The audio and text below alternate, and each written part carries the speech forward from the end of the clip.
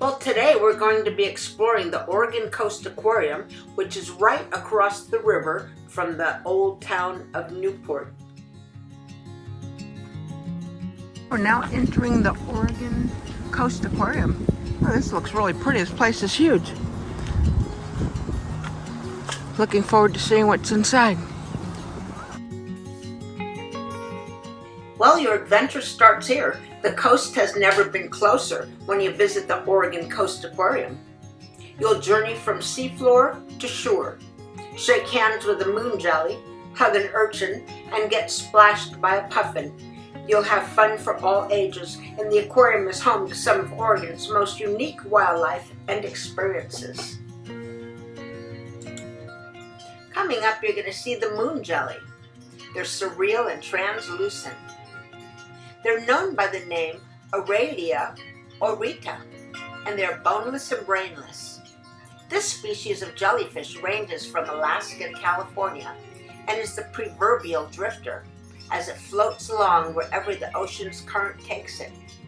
They eat tiny marine life such as plankton and diatoms, which they pick up with the tiny hair-like tentacles that lace the outside edge of the jellyfish. Though they sting their prey, us large, thick-skinned humans cannot be harmed by this jelly. Like all invertebrates, they have no heart either. In the water, they are spread out in full form, with a bell on top of the magnificent and surreal creature. They're unique among jellies because although they have those stinging cells, they can't even be felt by humans.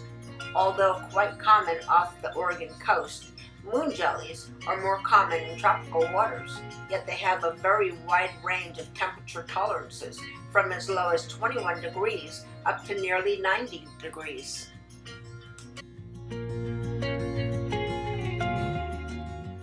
As you walk through the facility, on the left-hand side, they have a big viewing area of the estuary, which plays a big part to the ocean and the environment. And they do tell you all about it.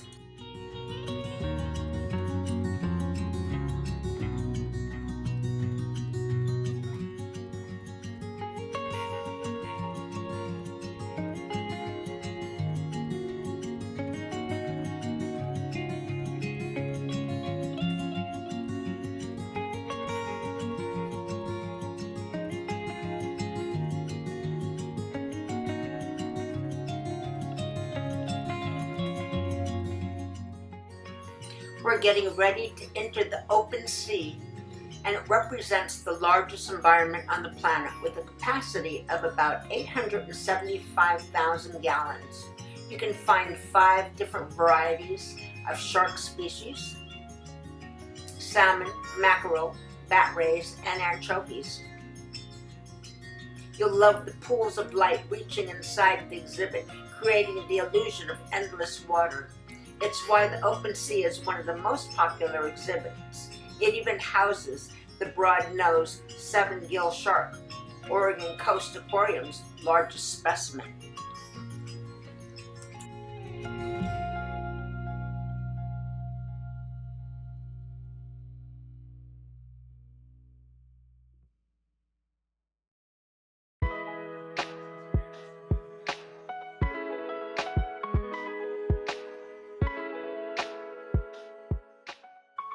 Passages of the Deep. This is a 1.32 million gallon capacity tunnel exhibit with 3 ocean habitats connected by about 200-foot long stretches of water. It will give you the illusion that you're walking under the sea thanks to the 360-degree view and thousands of creatures living in it. You'll also get to check out the changing landscapes which also naturally occur in the sea.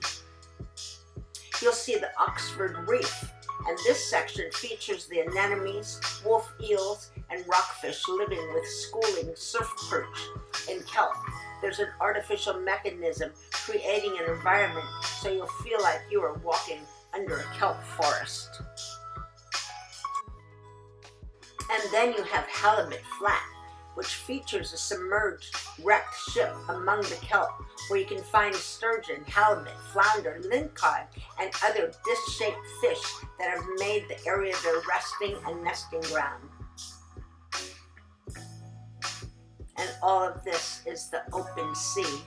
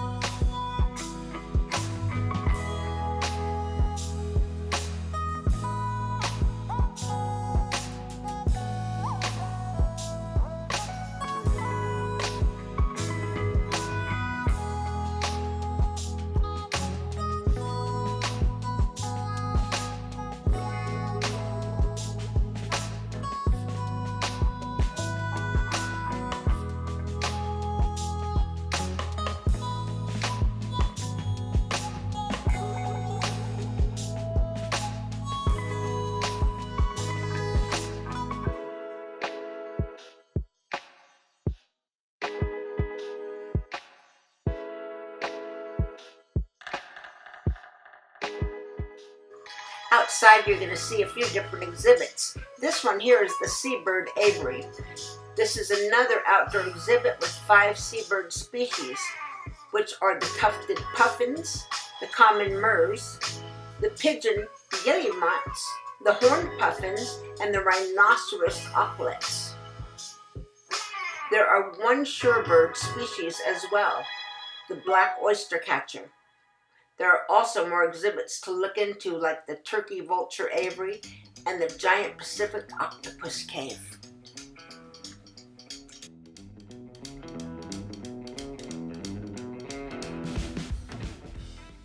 This here is a group of common murres, and they're getting ready to have their lunch. Common murres are widespread on the Pacific coast from Alaska to California, but more local in the east, being found mainly off eastern Canada. They spend most of their time out at sea in the cold waters of the Pacific and Atlantic Oceans. The common murre is often described as a flying penguin.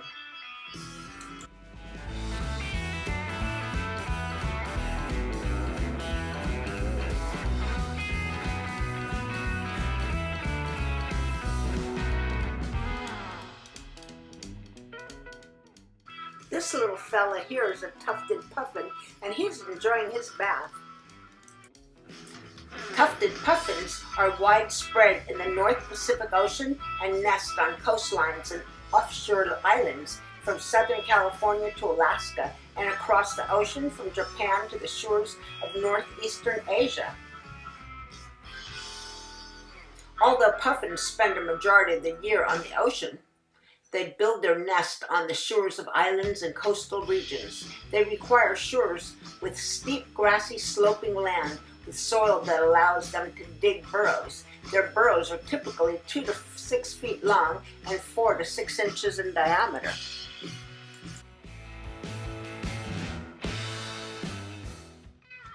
And here we've got a couple of frolicking sea otters.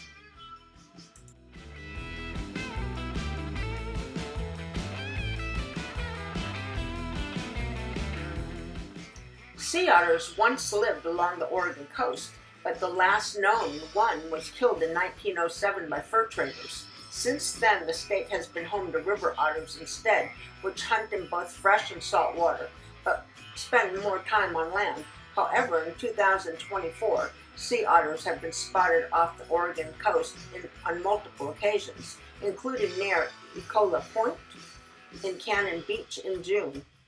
These sightings are promising, but it's unlikely that sea otters will return on their own. In 2022, the U.S. Fish and Wildlife Service released a study that determined that reintroducing sea otters to Oregon is feasible. The Elaka Alliance, a 501 nonprofit organization in Oregon, is also working to restore a healthy sea otter population to the state's coast.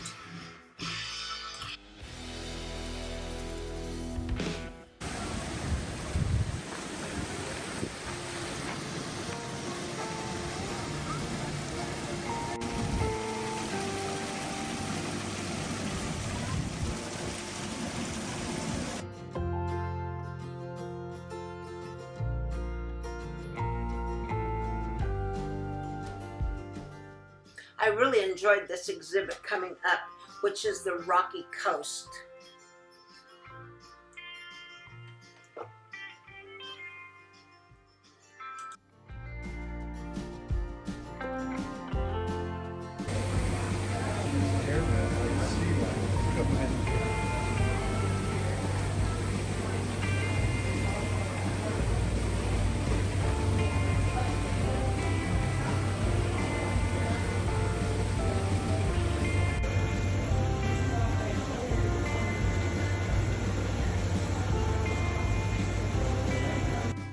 Here we're exploring all the wonderful coastal tide pools.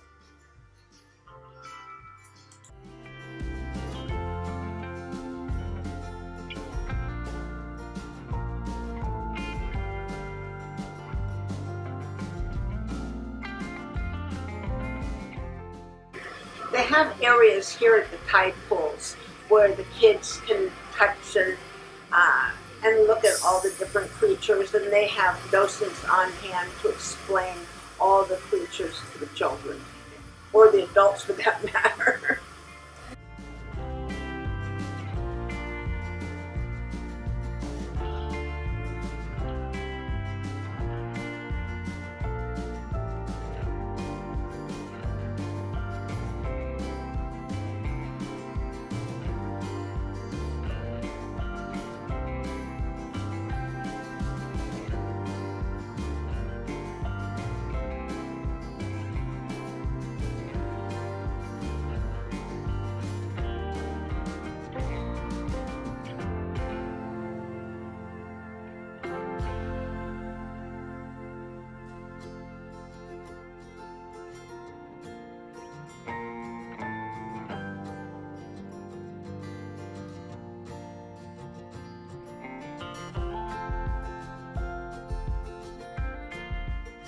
Here you've got a couple of big sunburst starfish, and they move so slowly, they're just really kind of neat to watch.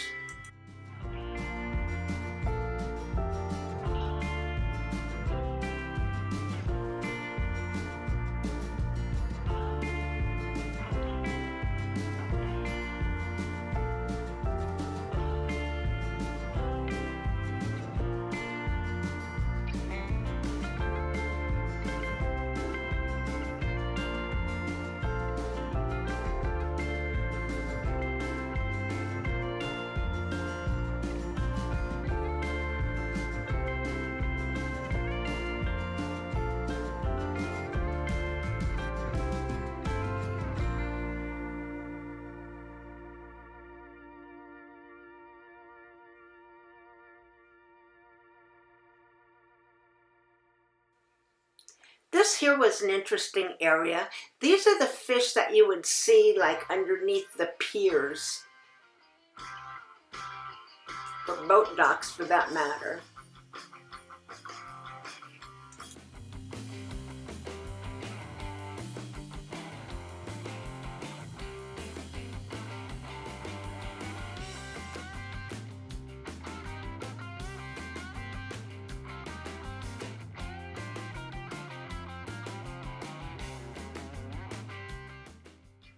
And let's not forget the northern anchovy. These are always a lot of fun to watch.